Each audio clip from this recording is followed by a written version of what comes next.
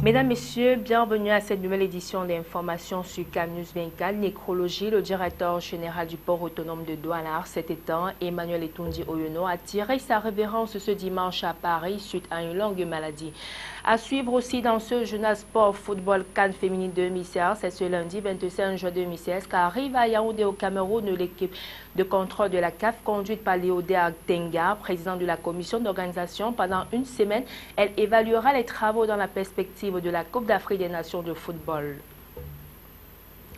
Une fois de plus, bienvenue au journal sur CamNews 24. Nécrologie, le port autonome de Douala vient de perdre son directeur général Emmanuel Etundi Oyono, a tiré sa révérence ce dimanche à Paris après une très longue maladie. Justice Totom nous brosse ici sa biographie. On le savait très malade depuis l'année dernière. Il y a juste 2 mois, la presse avait annoncé une évacuation sanitaire en France du désormais défunt directeur du port autonome de Douala, Emmanuel Etundi Oyono. Et c'est justement en Hexagone, et précisément à Paris, qu'il est décédé dimanche. Il était environ 23h heure du Cameroun, après plusieurs heures dans le coma, dernière phase de sa longue période de maladie. Diplômé de l'École nationale d'administration et de magistrature ENAM, Emmanuel Etundi Oyono aura dirigé plusieurs entreprises d'État.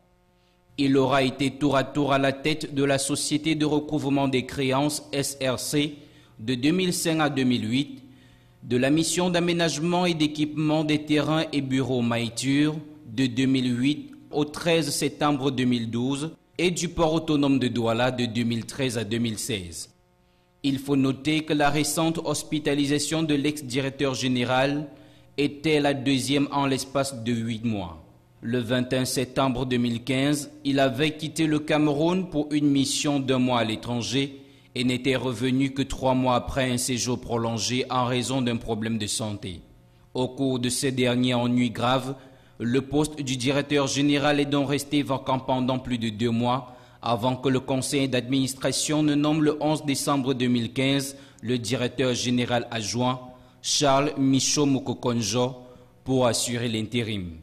Revenu à Douala le 22 décembre 2015, Emmanuel Etundi Oyono avait repris ses fonctions moins de 2 semaines après, sans tambour ni trompette, malgré son état de santé fragile. Mais malheureusement, la maladie a finalement eu raison de lui. Âgé de 65 ans, l'ex-DG du PAD faisait également face à des problèmes judiciaires depuis quelque temps. C'est dans un vide que cet homme charismatique laisse derrière lui. Aux dernières nouvelles, le directeur général adjoint aurait été appelé à prendre le relais de toute urgence. Audience, le nouvel ambassadeur de la République fédérale d'Allemagne au Cameroun a rendu une visite de courtoisie au ministre de la Santé publique. Cette visite du diplomate allemand se situe dans le cadre de la continuité de la coopération entre le Cameroun et l'Allemagne. Plusieurs sujets ont été évoqués au cours de l'entretien à huis clos de Hans-Dieter Stell et André Mamafouda. Les détails avec Ghislain Kunga, Champé Bitoro, Joseph Ateba. Ce 21 juillet 2016, Hans-Dieter Stell, le nouvel ambassadeur de la République fédérale d'Allemagne au Cameroun, le remplaçant de Holger Mannick en poste à Yaoundé depuis le 8 juillet 2016, est allé à la rencontre du ministre André Mamafouda de la Santé publique. Surtout que dans le programme triennal de coopération 2014-2016 laissé par son prédécesseur et qui s'élève à près de 57 milliards de francs CFA figure le secteur santé, notamment dans le domaine de la lutte contre la mortalité maternelle et infantile. Ces fonds seront également investis dans les 3 secteurs prioritaires de la coopération allemande de développement au Cameroun, à savoir la décentralisation et la gouvernance responsable, la gestion durable des ressources naturelles et le développement rural. Avant sa désignation comme ambassadeur d'Allemagne au Cameroun, Hans-Dieter Stell occupait le poste de consul général au Vietnam, poste qu'il a occupé de 2013 à 2016. C'est le lieu de rappeler que l'Allemagne et le Cameroun entretiennent depuis plus de 40 ans des liens de coopération stables. Depuis l'indépendance du Cameroun, l'Allemagne a soutenu le développement du pays à travers une contribution globale d'un montant de 595 milliards de francs CFA. Le Cameroun fait partie du cercle des 50 pays partenaires dans lesquels se concentre la coopération allemande au développement dans le monde. Promotion du reboisement et de la lutte contre l'avancée du désert dans la partie septentrionale, les établissements Choroka dans l'arrondissement de Figué dans le Mayo-Louti accompagnent le gouvernement. Une fois encore, cette structure sur la houlette de Salato Madi, représentant du sous-préfet de Figué, a procédé à la distribution et la mise en terre de 1635 plants au site de Bafouni dans le même arrondissement. Jusqu'à Aman Bonnier et Eric Ticheux pour le récit.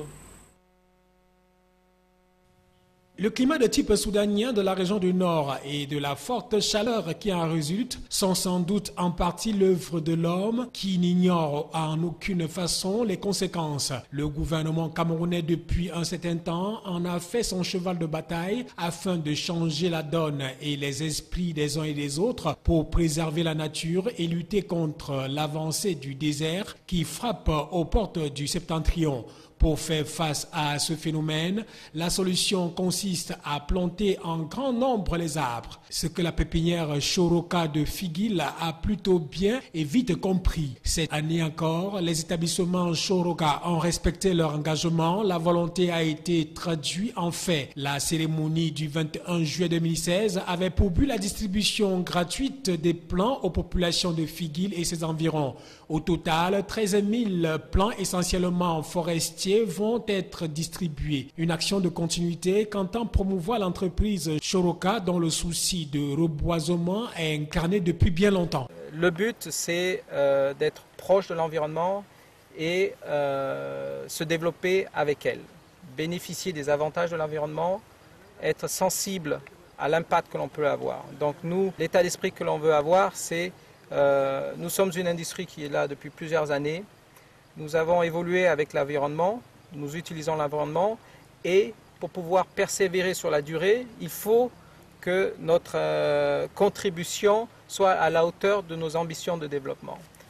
En début de saison, nous avons noté des caprices de pluie qui ont compromis la mise en place de la nouvelle campagne agricole, ce qui explique l'avancée du désert qui ne frappe pas à nos portes mais qui est déjà là. Cela va en droite ligne à la lutte contre l'avancée du désert qui est le cheval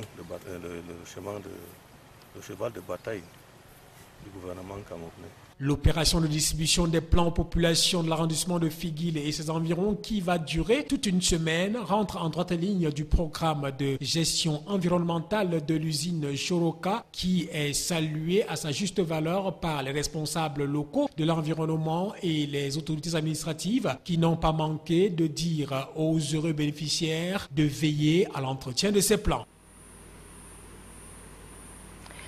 L'Adamawa a procédé à l'évaluation de son budget d'investissement public lors de la première session régionale de suivi financier de la région à l'issue des travaux présidés par le sénateur Baba Amadou et par ailleurs président du dit comité.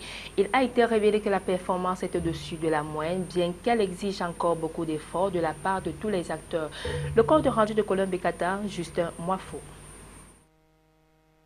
L'Adamawa a évalué ses performances le 19 juillet dernier dans le cadre de la première session régionale de suivi de l'exécution physico-financière de l'investissement public dans la région. Présidé par le sénateur Baba Amadou, président du dit comité, il était question de revoir tout d'abord les dernières recommandations de la précédente session de janvier 2016 où quelques péripéties ont été constatées, entre autres le retard dans l'exécution des marchés, le manque de financement, l'absence morale de certains maîtres d'ouvrage délégués et la liste est loin d'être exhaustive. Cependant, 464 projets au total ont bénéficié des réalisations, soit un taux de 61,31% pour toute la région de l'Adamawa, satisfaisant soit-il dans la mesure où la précédente réunion du BIP, ce pourcentage n'avait pas été atteint. Amélioration petite mais remarquable. Sur le plan des réalisations dans certains départements, il faut peut-être dire que le département du Mbéré, qui a enregistré 76 projets, dans son collimateur a le vent en poupe puisqu'il représente 13% du pourcentage de l'exécution. Pour Amadou Bello, délégué régional du Minépat pour l'Adamawa, c'est un travail qui nécessite une collaboration, une équipe et surtout le dynamisme des différents acteurs dans ce processus ô combien important pour les populations bénéficiaires. Cependant, il est donc demandé aux acteurs du processus de tout prendre au sérieux afin que la région de l'Adamawa se place au devant de la scène en termes de réalisation des marchés.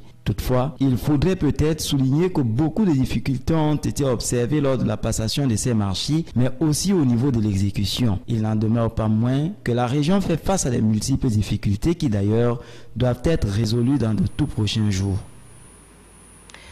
En page éducation de ce journal, que fait après le baccalauréat? C'est l'épineuse question qui règne dans la mémoire de nombreux nouveaux bacheliers à ce sujet. L'homme de la rue a partagé son avis sur le rôle des parents et conseillers d'orientation. C'était au micro de Colin Bekatal, Josué Gongan.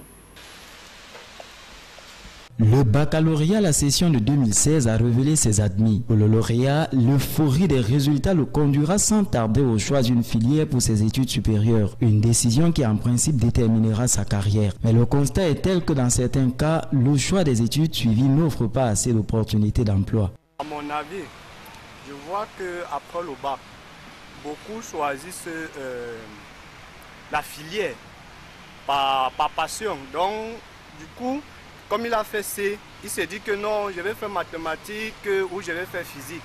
Or, il ne réfléchit pas, non. Donc, il ne pense pas en avance une filière porteuse. Le système éducatif camerounais compte en son sein des conseillers d'orientation préposés à servir de repères de carrière aux étudiants. Ces derniers, selon l'homme de la rue, ne s'acquittent pas suffisamment de leurs responsabilités. C'est un manque de suivi. Et quand bien même notre système éducatif là s'est mélangé, on peut quand même nous donner des conseils d'orientation. Je pense que ça existe déjà, mais ils ne font pas assez le travail. S'il y avait des conseils d'orientation, qui étaient là pour dire tel élève, tu es bon en telle chose, tu pourras faire telle chose. Je crois que ça devrait aller. D'autre part, pour le droit de regard sur l'avenir de leurs enfants, certains parents exercent une influence plus ou moins bénéfique dans l'option de la filière du jeune étudiant. À mon avis, je dirais que dans un sens, les parents doivent influencer puisque dans nos écoles aujourd'hui, peu sont comptés comme écoles où on trouve des conseils d'orientation dans les collèges. Bon, ce qui fait que le parent devient à un certain moment le conseiller d'orientation de son enfant.